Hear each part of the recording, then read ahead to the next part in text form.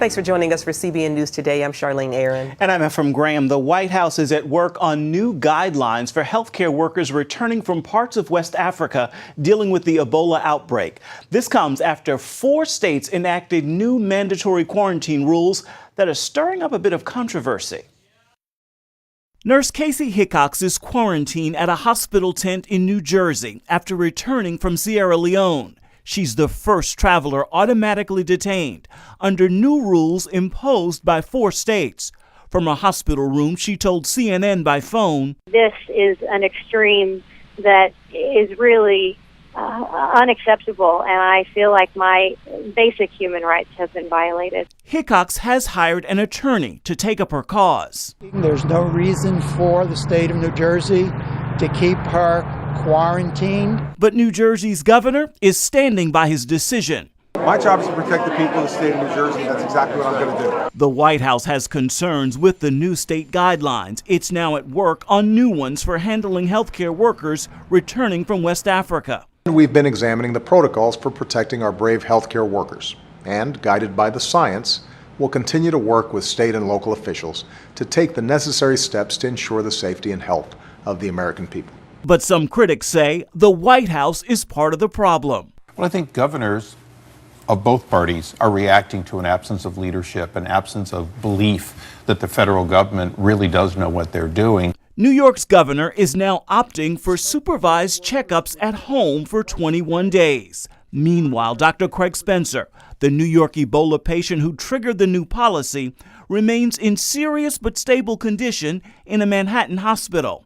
Many saying he should have voluntarily isolated himself, as we've seen others do, including CBN's George Thomas, who spent time in Liberia covering the story. Clearly, he should have taken the precautions as I have in the last 2.5 weeks. He should have known this as a doctor. He should have known the potential of him contracting the virus. And as a precaution, he should have gone into a 21-day quarantine. And the other 2 states that have enacted that quarantine are Florida and Illinois. One of 4 students injured in last week's high school shooting in Washington state died Sunday night. 14-year-old Gia Soriano had been in critical condition with head injuries. She and the others were in serious condition after freshman Jalen Freiberg opened fire in the cafeteria at Marysville-Pilchuck High School. One student died at the scene. Freiberg died of a self-inflicted gunshot wound. Meanwhile, many are calling a teacher at the school a hero. Megan Silberberger ran towards Freiberg and prevented him from shooting more students. Democratic Senate candidates in this midterm election are staying as far away from President Obama as possible. Political observers say Republicans have a good shot at winning control of the Senate next week. With President Obama's approval rating numbers tanking, Republican candidates from Alaska to Arkansas are highlighting how often their opponents sided with the president. Some Democrat candidates are highlighting how much they oppose President Obama's policies, or even promising to stand up to the president if they're elected. That's why the president is campaigning for governor candidates this week, because they're shielded from direct involvement in his unpopular policies. Well, going into the midterm elections, concerns ranging from the economy to international terrorism are leaving voters with little confidence in our elected leaders. Those issues and more were the focus of Regent University's 12th annual Clash of the Titans debate. Caitlin Burke reports. For an international perspective, former President of Mexico Felipe Calderón and former Prime Minister of Canada Brian Mulroney. From here at home, former U.S. Representative to the United Nations John Bolton and Chairman and Editor-in-Chief of Forbes Media Steve Forbes. All political titans gathered together for a night of debate over this year's topic. Has America lost its leading edge? The discussion, moderated by Chief Counsel of the American Center for Law and Justice Jay Sekulow, ranged from the threat of ISIS to Ebola to domestic political issues like immigration. All great challenges that the panelists acknowledge were not defeating the U.S. itself, but rather her leader. Where we have a president who, let's say it very honestly, who follows a European-style, social democratic view of domestic policy and a view that America is part of the problem in the world and not part of the solution. Both Prime Minister Mulroney and former President Calderon voiced concern over the image of weakness projected by the Obama administration. America can defeat almost any enemy in the world, but its willingness to engage a particular adversary is in doubt. If you're the president, the enemy is watching you all the time. They watch the president say, and he says, I'm going to draw a red line in the sand here with regard to Syria. And if you go beyond that, you're going to get punched. And they go beyond it and nothing happens. In a one-on-one interview with CBN News, Steve Forbes echoed the other panelists' sentiments. But he says that in his opinion, the end is in sight. Well, the weakness of the U.S. is self-inflicted. And I'm hopeful after the elections next month and also in 2016, we'll have a revival in this country as we had in the 1980s.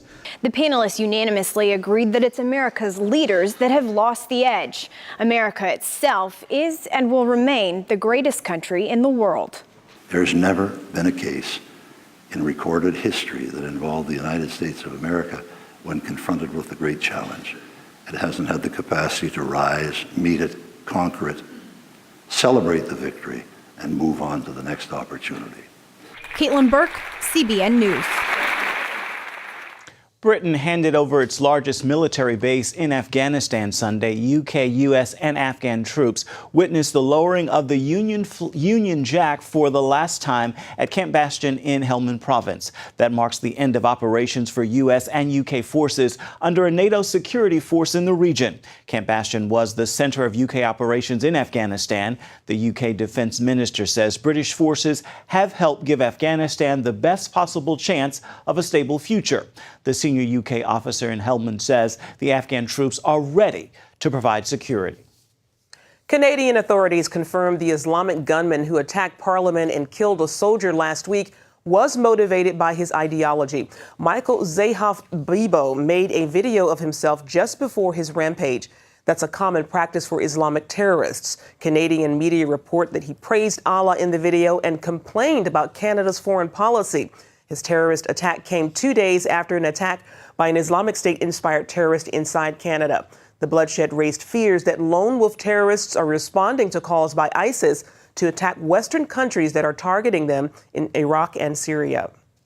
The number of Islamic extremists is growing rapidly in Germany. The country's domestic intelligence agency estimates some 6,300 people are members of a fundamentalist strain of Islam known as Salafism. And that number could rise to 7,000 by the end of the year. That's compared to about 3,800 3 years ago. Authorities estimate some 450 Salafis have already traveled from Germany to join extremist groups fighting in Syria and in Iraq. Hopes of rescuing those 200 kidnapped Christian schoolgirls in Nigeria are dwindling. 6 months after their abduction, negotiations for their release and a brokered ceasefire have now collapsed. Gary Lane has more. The Nigerian government recently raised hopes that a negotiated ceasefire with Boko Haram would lead to the release of the 219 kidnapped girls. Family members and advocates were optimistic. And we're still watching. We're extremely anxious. But the ceasefire fell apart, and fighting with the Islamic terrorist group continues. Many people now believe all the girls may never be recovered. Do you think they have the girls from Chibok, or have they sold them into slavery? We're not sure that Boko Haram is even capable of retrieving the girls that they are promising to release to the government at the moment. So there's a mixture. I believe they married some off to their own warlords and have scattered some of them far across the region.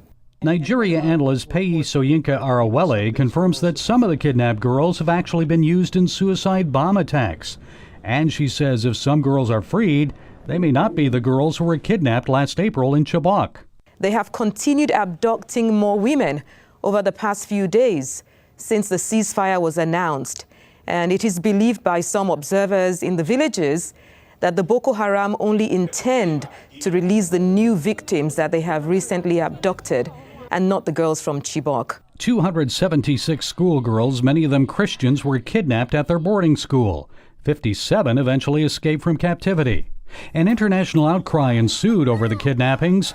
Demonstrations like this one, called #BringBackOurGirls, went viral on the internet and worldwide. President Obama was even moved to take action. He sent a team of security advisors to Nigeria to help the rescue effort. But Professor Arowele says many Nigerians believe their military is incapable of defeating Boko Haram, despite U.S. assistance. The military certainly is floundering, it is struggling, has not been very successful. Even on the day that the ceasefire was announced, towns were attacked, people were killed, and flags were hoisted by Boko Haram. And Ms. Arowele says the Nigerian army alone cannot defeat Islamic extremism. She suggests before change can take place, progressives and Muslims must admit religion plays a role in the violence. Those who are Muslims today might have to do some critical self-assessment of the reality of how the faith is being utilized to wage war against their fellow citizens. And after waiting for a half year, the families of the girls now grow impatient, hoping and praying for a breakthrough that will finally bring back their girls. Gary Lane, CBN News. An Ohio man held prisoner in North Korea is finally free and is able to worship God freely again. Sunday, Jeffrey Fowl went to his church in Lebanon, Ohio. Fowl was arrested nearly 6 months ago for leaving a Bible in a nightclub. Fowl returned home Wednesday. He says it's good to be home. An Oklahoma man is behind bars for a crime he says the devil made him do. Secret Service agents say he knocked over the Ten Commandments monument near the state capitol building last week. Officials say the suspect drove his car into the monument, smashing it to pieces. He also allegedly admitted that he urinated on the monument before running it over. Officials have not released the man's identity. Coming up, meet the surprising new ally who's calling on the Jewish community to stand up for persecuted Christians.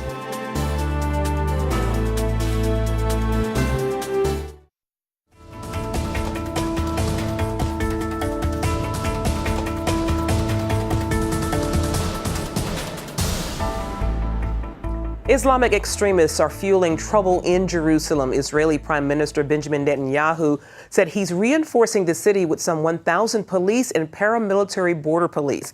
Clashes erupted between Palestinian youth and Israeli security forces on Sunday at the funeral of a 14-year-old Palestinian American who was killed during rioting on Friday.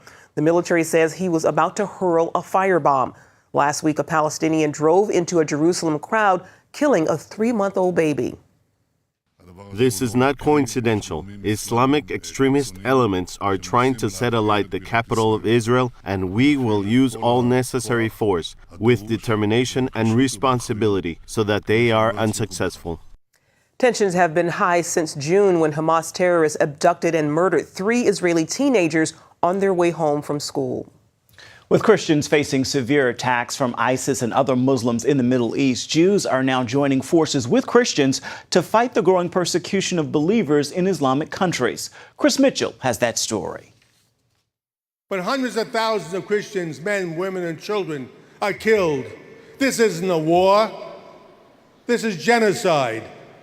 And Jews know what happens when the world is silent to genocide. As head of the World Jewish Congress, Ron Lauder advocates for Jewish people around the world. Now he's teaming up with the International Christian Embassy Jerusalem and Empowered 21 to fight Christian persecution. What's happened to the Christians? They're being massacred and killed. Something like 120,000 were killed last year, and no one says anything. Everyone is focusing on Gaza. The World Jewish Congress, Empowered 21, and the International Christian Embassy Jerusalem sent a letter recently to more than 100 world leaders, calling on them to take up the cause of persecuted Christians in Muslim countries. Together, these 3 groups represent millions around the world. For the first time, to my knowledge, in modern history, probably even in the history of Jewish-Christian relations, a Jewish organization and a Christian organization are joining in a letter to protect Christians in the Middle East. There has simply been a horrendous thing that has been going on. Christianity is dwindling in the Middle East, and we believe it should be growing. Canon Andrew White, known as the Vicar of Baghdad, told of ISIS persecuting Christians in Iraq. The children said, "We have always followed Yeshua. We will never leave Yeshua." They all had their heads chopped off. This is the kind of terror that we are facing. Louder encouraged more than 4,000 Christians from 80 nations at the Feast of Tabernacles celebration to fight together. In Paul's second letter to Timothy, he wrote, God did not give us the spirit of fear, but the spirit of power. Do not fear, have courage, have strength, and as one, Christians and Jews, we will be strengthened together, and we will not fail. Shalom. Chris Mitchell, CBN News. Up next, to show compassion or not to show compassion? That's the question dividing one California town. The immigration debate when we come back.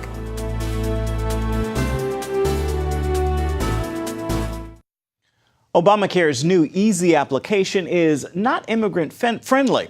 The shorter online application form can't be used by legal immigrants or naturalized U.S. citizens, raising concerns many Hispanics and Asians in the country legally are being left out of Obamacare. The Obama administration says immigrants are not being overlooked, but officials say what they can do is limited by the law's requirements. Immigrants and naturalized citizens are a category the administration calls complex cases. Well, illegal immigration is one of the most difficult issues for politicians in Washington. It's also a difficult problem for the church. David Brody traveled to the border of the United States and Mexico for an inside look on this hotly debated issue.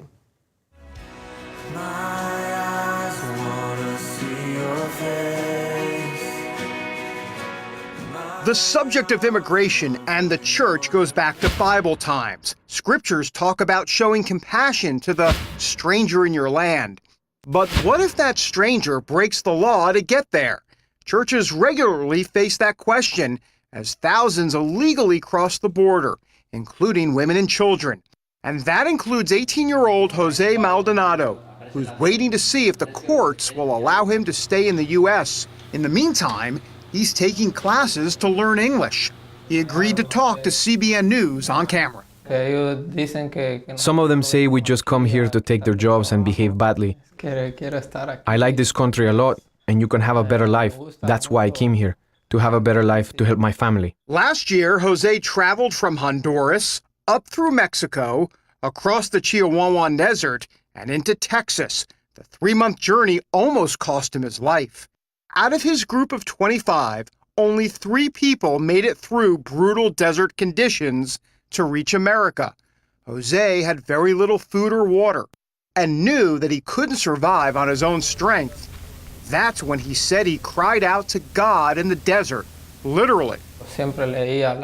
I always read the Bible and prayed, and I promised God since I left Honduras that if I made it to the U.S., well, I would dedicate myself to the things of the Lord. Jose said his grandparents raised him from a young age after his parents abandoned him. They passed away, and as a teenager, he was on his own.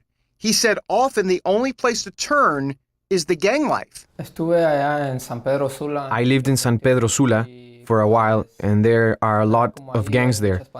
I really like soccer, and there was a group that rooted for the team I liked.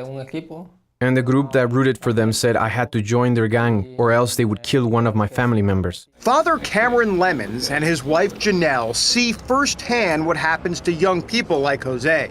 Their church, St. Paul's, is located next to the city's Border Patrol Center. They believe it is their responsibility to help. I think it's important for us to differentiate between the political issue of what do we do to secure our borders. We also have this biblical call to show compassion. Back in July, Murrieta made immigration headlines when protesters filled the streets as buses transported detained immigrants to Border Patrol, most of them women and children. The protests here in Murrieta, California have really shown the great divide over immigration. But the churches in Murrieta have also seen a divide, and it's over one word: compassion. The Lemons, at the heart of the protest, provided shelter to detainees and helped organize churches in the area to pray. We have been responding, not to pat ourselves on the back, not to promote ourselves, but just to let people know the truth, which is the fact that we're a city that has some common sense. And when you see a baby floating down the river, you pull it out of the river and you take care of it. Diana Seraphin helped organize the protests and says people like the Lemons fall on the wrong side of compassion. She said the government should send all illegal immigrants back home. One reason, they're a potential health risk. I'm concerned that some of the churches or people will start taking them in. Our government should have, before they shipped them, bussed them, threw them on a plane, gave them medical treatment. There's too many with diseases. Seraphin also said if churches want to show compassion, they should start with their own country. Okay, we're 17 trillion in debt. I'm barely surviving myself, and we're gonna pay them to stay here and take care of them, food and welfare. Our nation can't afford it. So where does compassion leave immigrants like Jose as he waits for his upcoming court date? The church may not have a clear-cut answer. I think God has something for me because I put myself in his hands. And maybe putting it in God's hands is one thing the church can agree on. David Brody, CBN News, in Murrieta, California.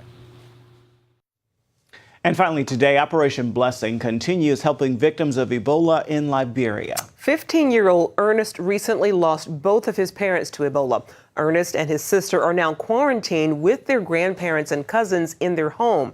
Operation Blessing teams provided more than 2 months' worth of food for Ernest's family, lasting them long after their quarantine is lifted.